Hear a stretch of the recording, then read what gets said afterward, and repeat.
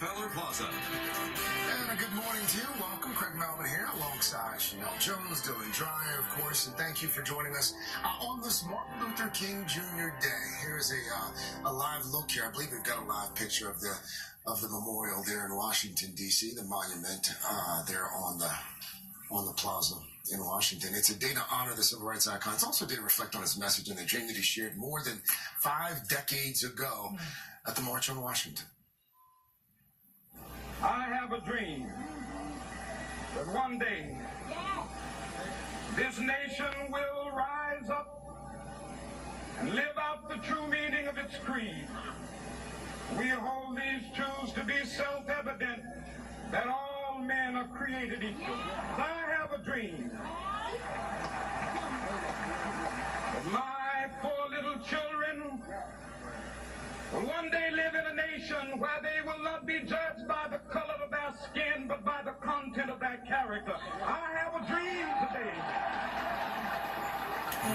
Just as powerful today. You know, it's interesting. I was just in this moment, I was thinking, first of all, how many kids have had to memorize that speech or do memorize that speech?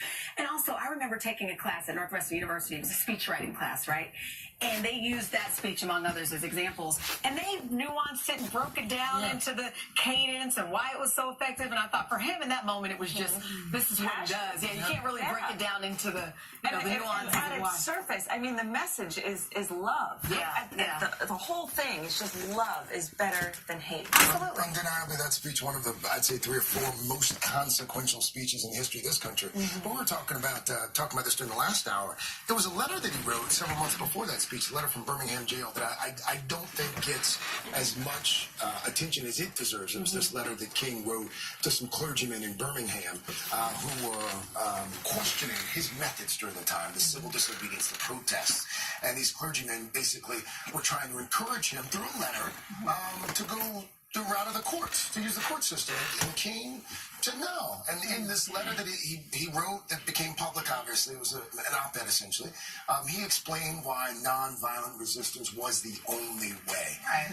But his legacy, you know, we talk about the equality and the justice part of it. A lot of folks don't realize that late in life, he was talking about why we shouldn't be in Vietnam. He was talking about poor people. And when he was assassinated, it was the Poor People's March.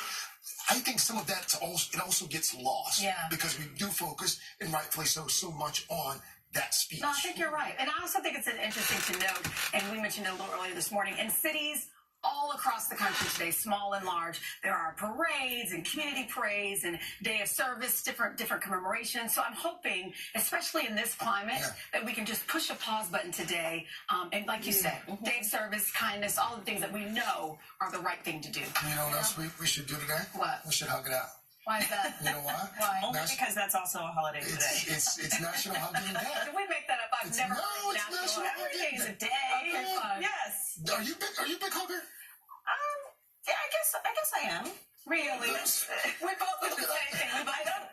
No, it's like if I see Calvin doesn't count. If I see someone, I'll go in for a hug. It's like a handshake. Yeah. Like even on the plaza, I'm hugging people. One lady's fur got stuck in my lipstick today. Ew. Okay. Wait, from the hood? Just the hood, you know? Like you just please bother me. I like going in for a hug. So now here's my question. Ew.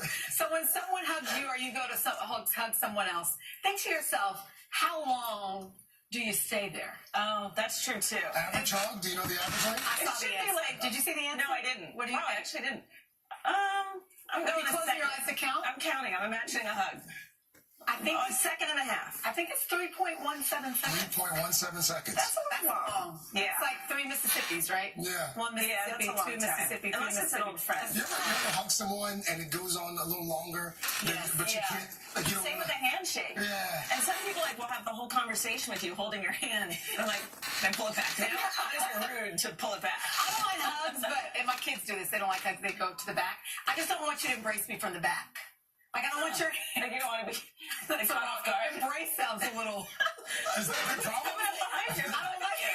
You know, people. That's not called a hug. That's called harassment. No, You know what I mean? So when somebody hugs, you kind of just go in and you come back out. But other people put their arms all the way around you, and then they, you know, but just like that. She's pulling herself Yes, back. a little too All long. right, 1001, 1002, 1003.